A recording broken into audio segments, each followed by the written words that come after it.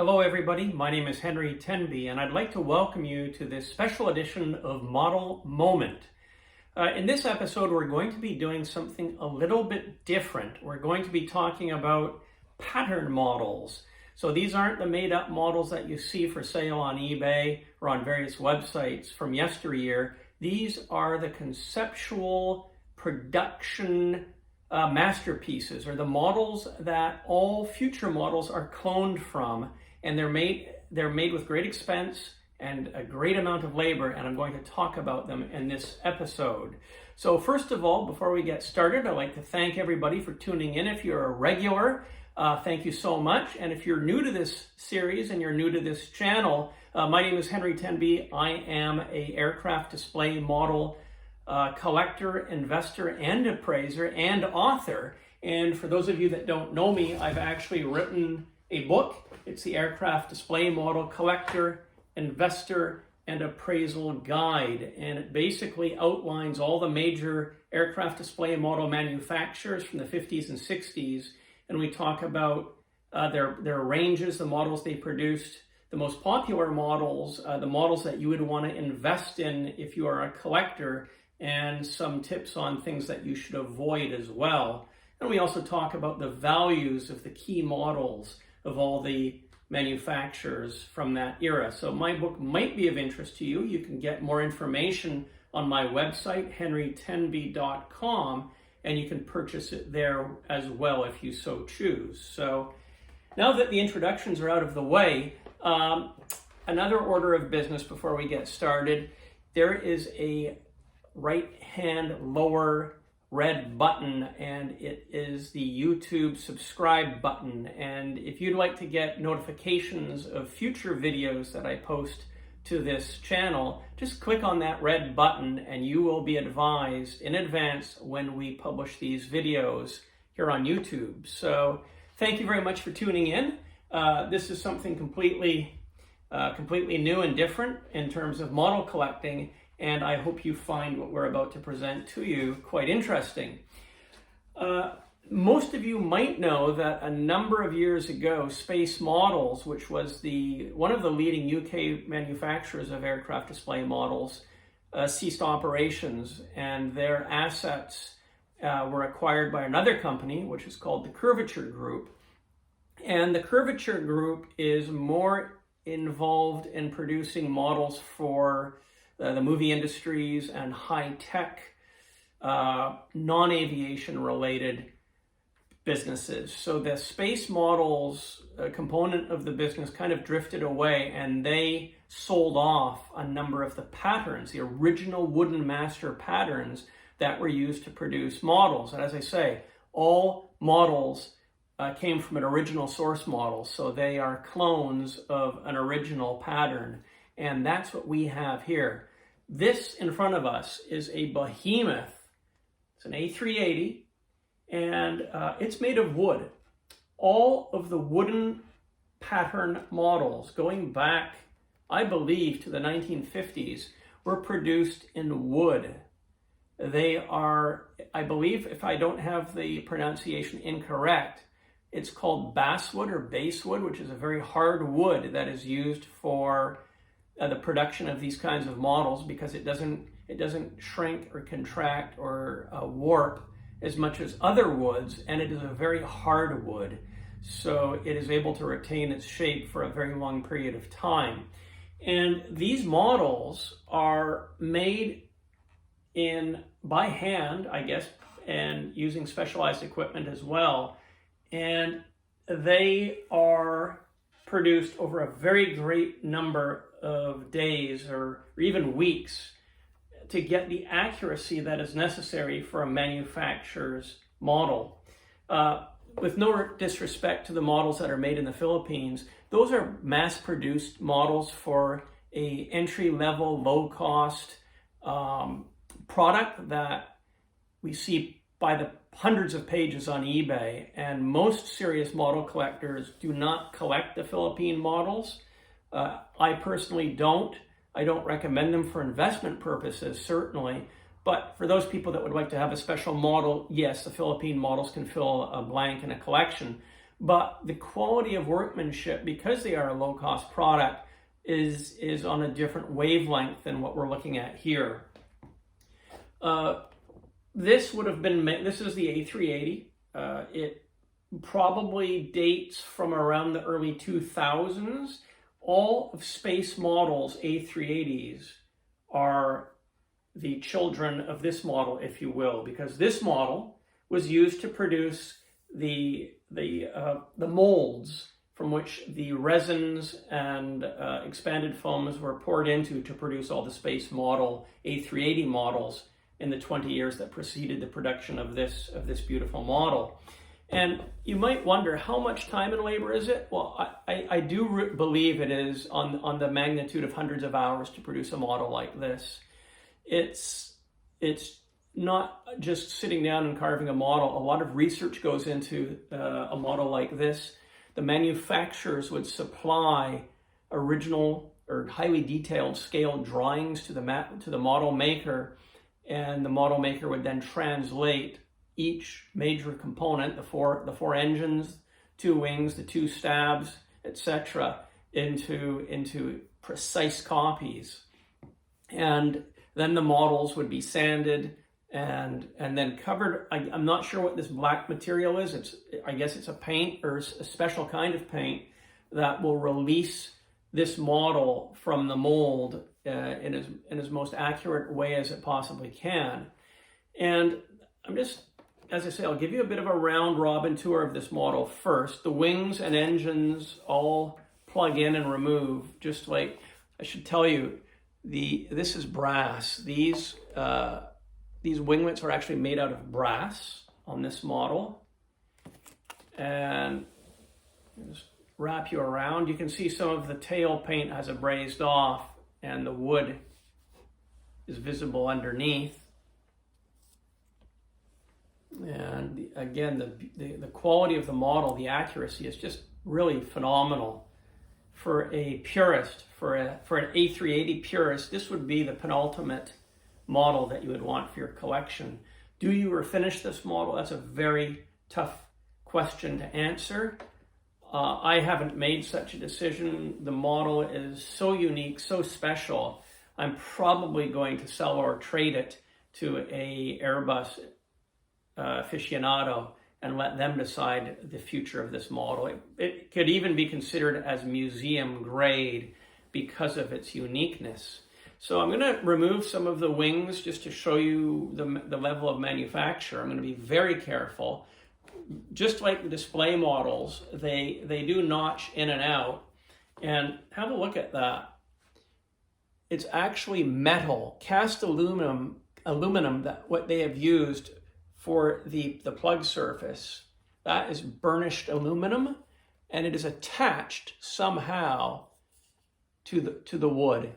And on this particular stab, you can see the tip there at some point broke off and they reattached it.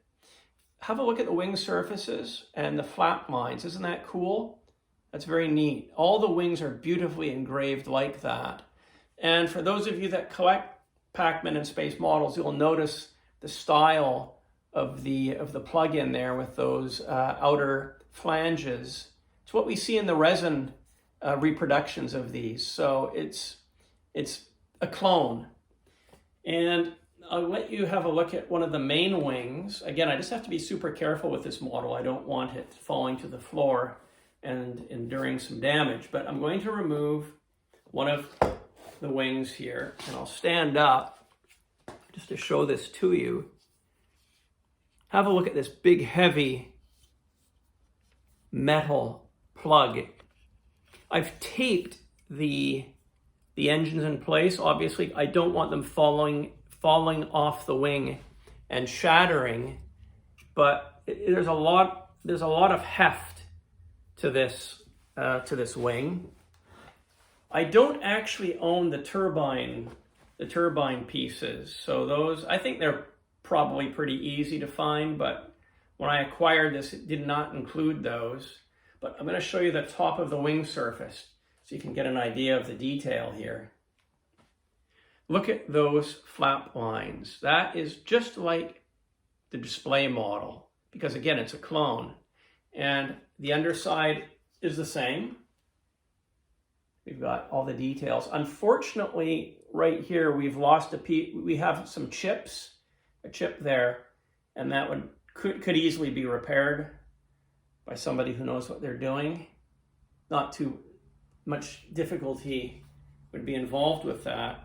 So I'll just spin the model around and just show you how easily this wing fits into the slot. It basically fits like a glove. So the tolerance that they have built this pattern model to is really quite spectacular. It just fits in right there, and wow, it just fits in beautifully. And it's heavy. The model is really quite heavy, maybe 10 pounds, because it's wood.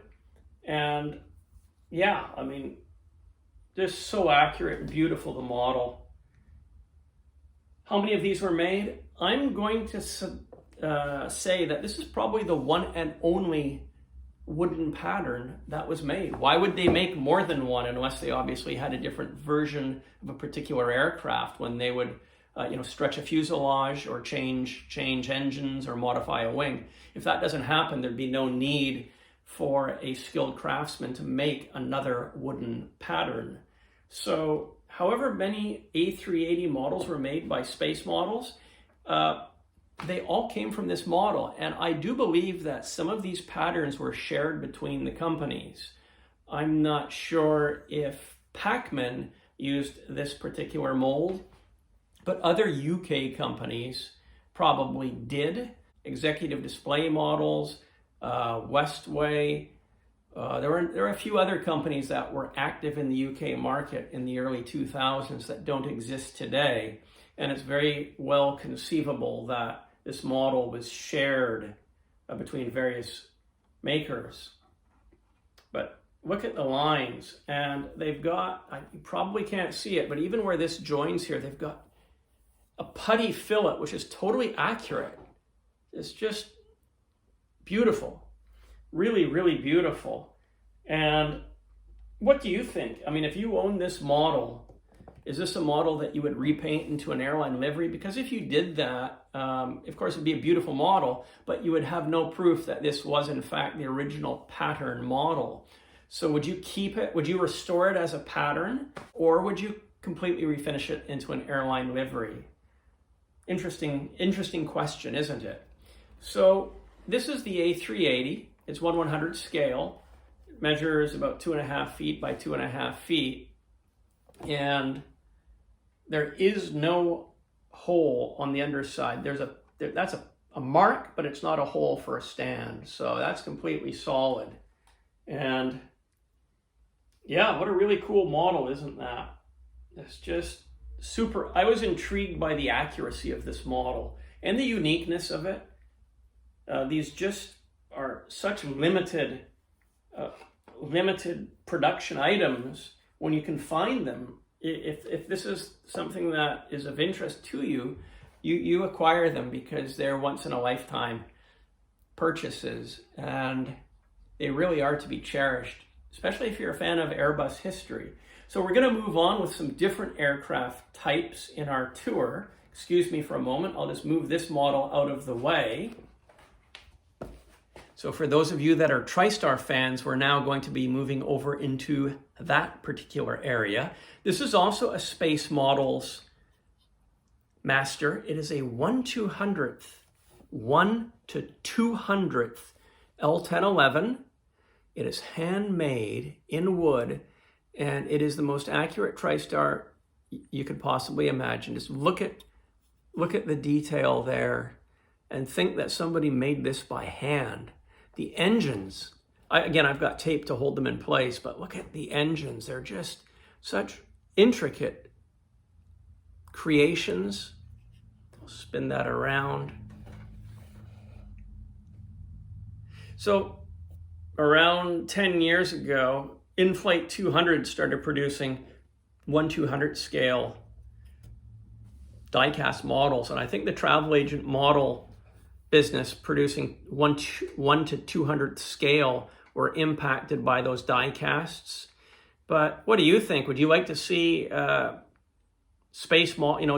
Would this model appeal to you if it was a travel agent model? If somebody resurrected production of these in 1 to 200th scale, it is so accurate and so beautiful. Look at this. Look at the tail assembly there. Just wonderful. And look at those wing to fuselage fairings. I'm going to remove a wing so you can have a look at how it joins in. Look what they've created. They have created, using some kind of resin or plastic or some kind of compound, it is a highly detailed join to go from the wing into the fuselage. And this is on the real airplane. And imagine how a modeler had the skill to create that. And this model would date probably from the 1980s. That's my guess. So they had incredible technology to get these models so beautifully accurate. Look at this again, this is just solid wood, but the nose, bang on, absolutely perfect. I'll show you a close-up of the wing. Again, we have our metal plug here with the raised outer surfaces. Just, isn't that a joy to see? Look at the wing surface. Really, really nice. Leading edges. There's the underside of the wing. All of these details, of course, are represented when this gets molded into foam or fiberglass for the actual model. And the engine is just, the exhaust, just so beautifully and accurate. I'll just put this back. I mean, look how beautifully this slides in. Like a glove, fits like a glove. Here's a tail component. Again, we've got the aluminum, and have a look. Super accurate, right? That just fits in ever so beautifully. What the tail section obviously was, this is a separate piece to this. So you've got 1 piece, 2 piece, 3 pieces. This is a separate little tube that sits on a base, and the tail attaches onto that. And look at the detail of the exhaust, the rear, the number 2 engine exhaust. So beautiful and accurate. But again, space models were just known for their accuracy. And my guess is a model like this probably took at least a couple weeks for a craftsman to make. And the amount of labor that would go into it would be a few $1,000s of labor in today's dollars to produce this model. At least. Again, because there's pre-planning. You don't just sit down and start carving. There's studying of plans and strategizing how to actually produce this piece. So for the TriStar enthusiast, this is really a holy grail model, in my opinion. It's of Nomoto quality for sure. Absolutely. I love the detail with the engravings, and both sides have the, I guess, resin or fiberglass. They're transition points between the wing and the fuselage, and they're just, it's like they're super hard. Maybe it's 2-part component epoxy that they used for that, but isn't that a beautiful, beautiful model in 1/200th scale? Just imagine how many nice models were made from that. So from the 1/200th scale, we upgrade to, we all know space models produced a 144th scale. I do have all the bits and pieces for this model. Paul Ben has been so kind actually to lend me the rear stabs, and I do have the engines. This is, so you can see the difference between 1/200th, this is 1 to 200th scale, and the larger model is to 1 to 144th scale. And these are lovely, lovely models. This model would date from the same period as the smaller model, so I would suppose mid-1980s. And this model has been produced with the exact same level of care and dedication and accuracy to quality that Space Models is renowned for. I'm going to give you just a little tour of this model so we can savor its beauty. And for whatever reason, I don't know why they actually just mocked up some Delta Airlines decals on there. Who knows why? But again, have a look at the tail. Similar construction method to the smaller model. You've got a separate cone for the engine intake. You've got a base, and then you've got a tail which fits on top of it. Then if you look at the exhaust, it's its own piece, which they glued into position. This was all epoxied into position. There's an epoxy fill here, and there's epoxy here. This is, I believe, to be two-part component epoxy, and it is, 40 years old, and it is just fantastic. It hasn't broken down at all. So the quality is definitely there, and it just fills the join lines really beautifully. We do have a little bit of a chip here, inevitable for a model that's this age, but I'll just show you something else here on the back. Have a look at the point where the stabs plug in. They've actually put, again, the two-part resin epoxy in there, and they've built it up so that the stab fits in there nice and tight. So again, I'll just remove the wing here so you can have a look. Just like the smaller model, we've got this, I guess I'll call it a transition point here. It's a solid epoxy that they added onto the model so that the wing transitions into the fuselage just beautifully, just absolutely perfect, like the real airplane. And I'll remove it from this side so you can have a look at.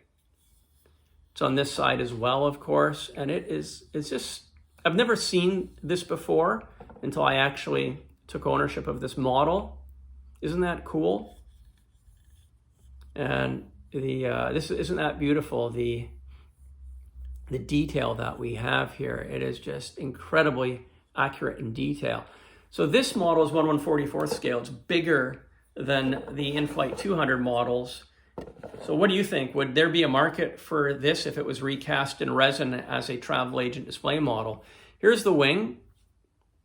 Again, we've got the beautiful scribe lines on leading edge devices and the flaps. Look at the metal that they've got here and how they mate that to the wood. There is some serious skill here to do this. This is carved wood. This is metal. It's somehow, there's epoxy here. They've epoxied it in, shaped it. They have shaped the end of so there's no wood there. It's all perfectly level to fit in to this port. And it fits like an absolute glove. Watch this. Isn't that nice? And then on this side, it doesn't clank in. It actually goes in nice and tight and snug. And you've got that. So yeah, this is an L-1011 Series 500. Actually, I believe they're both 500s because of the canard underneath the number 2 engine on top of the fuselage. So yeah, what do you think? If somebody were to put this back into production in 1/144 scale, would that be something that you would be interested in as a model collector? Would you buy it if it was offered and the price was in the reasonable ballpark? I'm curious to know what your thoughts are. So moving on with our tour of pattern models, I've also got from Space Models. And again, I don't have the tail, the stabs and the engines in just for keeping things safe. This is a 1/200th scale 747-400 pattern made by Space Models. And it is super accurate. Fuselage is wood, but the wings are, I don't know what they are. I'm going to give you a closer look. They're very heavy. I think they are a metallic resin, meaning it's some form of resin component that has a metal dust in it because of their extreme weight. I mean, if you threw this across the room, it's going to do some damage. I don't think it's going to shatter either. It is super solid, and I guess it can withstand a lot. Maybe they did that for heat, so it could withstand heat in the casting process or mold making process. I don't know. But again, look at this metal plug there. Isn't that cool? And how that kind of transitions into the wing. So neat. And I mean, this thing's built like a brick, you know what. It is very, very accurate. The 747 does not have the resin or two-part component epoxy transition from the wing to the fuselage. It just simply plugs in, and we're nice and snug. I'll install that so you can have a look from the forward view how that goes into place. So watch this. Just like that. It's just very nice and snug. Yeah, so this model would be a very similar model to the in-flight 200s. And the in-flight 200s are super detailed. Don and his team there, they do a great job. I love their models. But they're different, right? They've got their high detail landing gear, and they're tamp printed with a very high level of accuracy, but they are geared to the die-cast market. This model, when produced by Space Models, was a travel agent model. It was an airline display model, an executive display model. So they, produced these models, had them on stands, and would be in deliveries of British Airways, South African Airways, Lufthansa, all the operators of the 747-400 that came to space for model supply. And what do you think? Again, I'll ask the same question. Do you think this would be something that the market would support now, or is this kind of over because of the in-flight and the die-cast models in this size? So that's the 400. And our last model in the pattern presentation today is, again, I don't have the pieces in, but for you military model collectors, this is a B-57, a Canberra. So it is made of wood. Again, I do have all the pieces, but it's very fragile. This is not the same heft as the metal wings on the 747. This is real wood. But what's interesting, if you have a look at the nose is resin. So I'm not a military expert, but I'm guessing that the Canberra had different types of noses throughout its life. And at some point, BAC said, well, we need a model of this version. So they chopped off the old nose, put on this nose, which might be an extended nose, but it's made of resin. So you've got, this is wood, and this is two-part component resin, and it just they've molded it in, and there's the new nose. So my guess is this model dates maybe from the 60s. The nose may date from the 70s. And they said, well, we're done with this model now. We'll never use it again. And have a look. Hard to see because of the discoloration of the black paint, but the flaps are etched in on the upper and lower surfaces. I'll see if I can angle that so you can see it, but flaps are there. On the rear stab, we've got the flaps. The engine intakes, I guess there would be turbines that or little disc hubs that they would glue to the inside of that. Missing, it's actually not missing. I do have the top of the intake for the starboard side. I just haven't put it together. So it's on my to-do list to put this model back together. Paul Ben did have a number of resin blanks of this model of the Canberra, and I believe he's now sold out on them. And I'm guessing hundreds of these models would have been produced back in the 1960s and 1970s for BAC, and I love it. The B-57, as it was known in the U.S. Air Force inventory, and the Canberra in the RAF and Australian inventories, is a very cool looking aircraft. Look at that. Isn't that neat? It's just lovely. So yeah, I'm kind of the how do I say it, the safekeeper of these models for the time being. I'm not sure what I'll do with them. I'm wondering if maybe some of the smaller ones, the 747s and the TriStars, can be put back into production if there's sufficient interest. Hard to say, but I'm curious to know what your thoughts are. So if you enjoyed this presentation, I would very much appreciate 2 solid thumbs up. As you know, I really enjoy seeing people's comments in the video comments section below. So would love to see your comments, and if you have any videos or photos and you can attach them, please do so. And what else can I tell you? We've got a lot of interesting episodes planned for the future. Some very cool models that I'll be presenting to you. If you do have a collection of aircraft display models that you would like to sell, I'm a cash buyer, so don't hesitate to contact me. My email is shown on the screen now. I look forward to hearing from you. And please do tell your friends about these videos. The more people that we have watching them and the larger our network, the better. And last but not least, this is a beautiful representation of a Kodachrome slide of an Air Canada Vickers Viscount taken in Vancouver in about 1966. In addition to collecting models, I'm also a collector of vintage aircraft slides. So if you have a collection of aircraft slides, I am a cash buyer for those as well. So I really hope you've enjoyed this episode of Model Moment. Thank you for tuning in, and we'll look forward to seeing you on the next episode.